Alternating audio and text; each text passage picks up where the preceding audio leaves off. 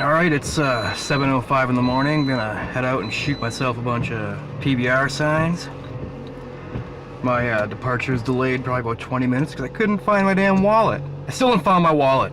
So, I'm hoping that my wallet is left at work last time I was there on Thursday. But if not, I do have an extra credit card that's not in my wallet, so I can buy gas and coffee. Just let's hope I don't get pulled over. Alright, I'm gonna time-lapse you to the first destination, which is about 45 miles away, so about an hour of time we're gonna skip. I could make you watch it, but that would be mean. This video will cover the first day of a 2-day road trip I'm taking across Wisconsin. The ulterior motive behind this trip is to attend a family wedding about 260 miles away. I've brought my 6x17 Panoramic camera, and I've given myself plenty of extra time to do some photography during this drive. I'll be taking a route that I've mostly never driven before. Along this route, I've identified about 25 potential locations to photograph. I don't intend to photograph them all, but having that many points of interest gives me plenty of potential scenes to capture on this outing. Okay, first sign on this map should be coming up real soon on the right, and damn it! So a common occurrence during this project is for me to drive out to a sign, only to discover that the sign has since been removed. And again, the very first sign of this trip was gone. I drove past and thought to myself, I should go back and get some footage of the sign being gone, so I can talk about the sign being gone. And after I turned around and drove back, I found out that only half the sign was gone. The first photo of this trip is not a bust.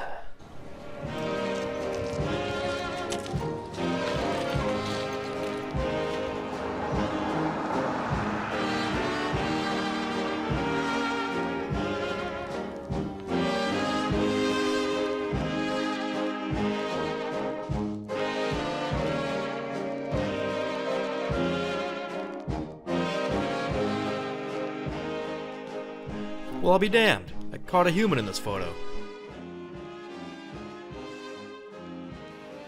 While driving to the next marked sign of this outing, I looked down a side road and saw an old-style sign flying off a building. The sign was not one that I had on my map, so I pulled over to investigate it.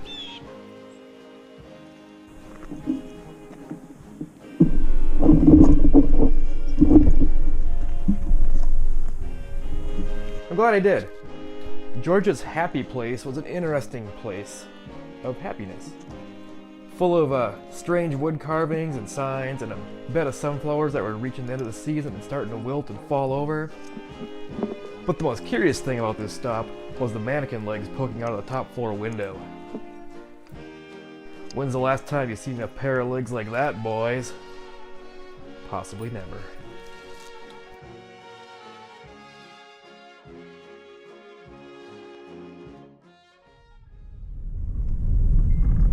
Okay, Google. Why are you taking me down this creepy dirt road? Why do you always question me? I only wanted to show you some deer. What deer? Those deer over there. How did you know about... Whatever. You don't appreciate me. Yeesh.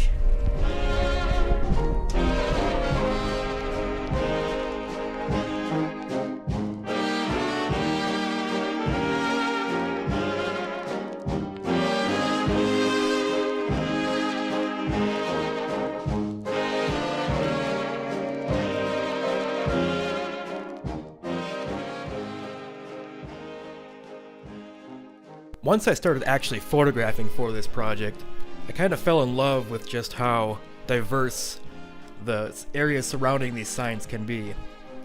Like sometimes you get the old 1880s Wisconsin downtown with a lot of brick buildings and signs for other businesses and crazy stuff. And then you get signs like this out in the middle of rural nowhere, which look like a flag that the first explorers from the nation of PBR put down into the ground to claim this land for all the drinkers of cheap yellow beer.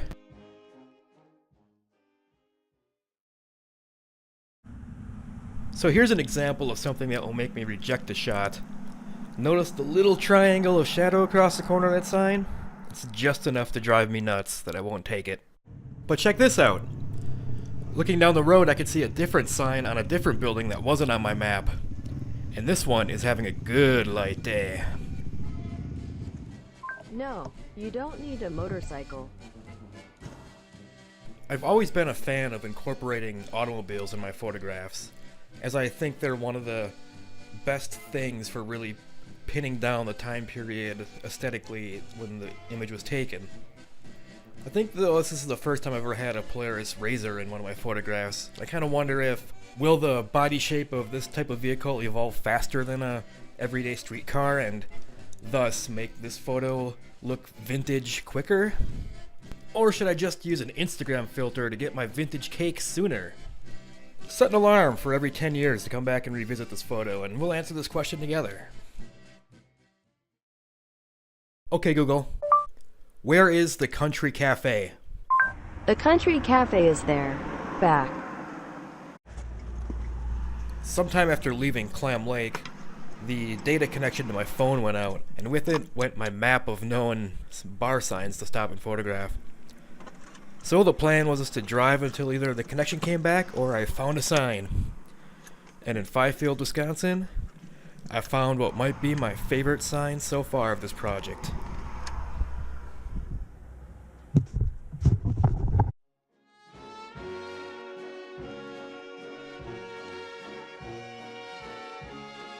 Not since the earliest years of my photography-ing, is that a word? Have I really done much with the genre of abandonment. Abandonment for the sake of abandonment is kind of overplayed these days and doesn't really do it for me personally. But in this case, where the abandoned object is just one small spice in a larger project, I'm gonna let it slide. Because this one is really cool. You got the old abandoned bar here with all the overgrowth and the old style sign poking out of it with just perfect lighting. I'll take this one. You're damn right you will.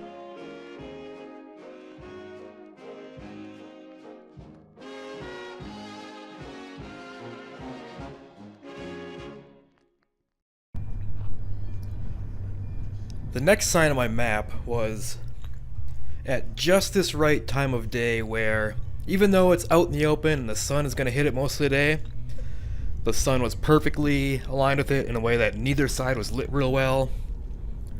And the place it was on was swamped. There's just far more amount of cars in the parking lot than I cared for a photo.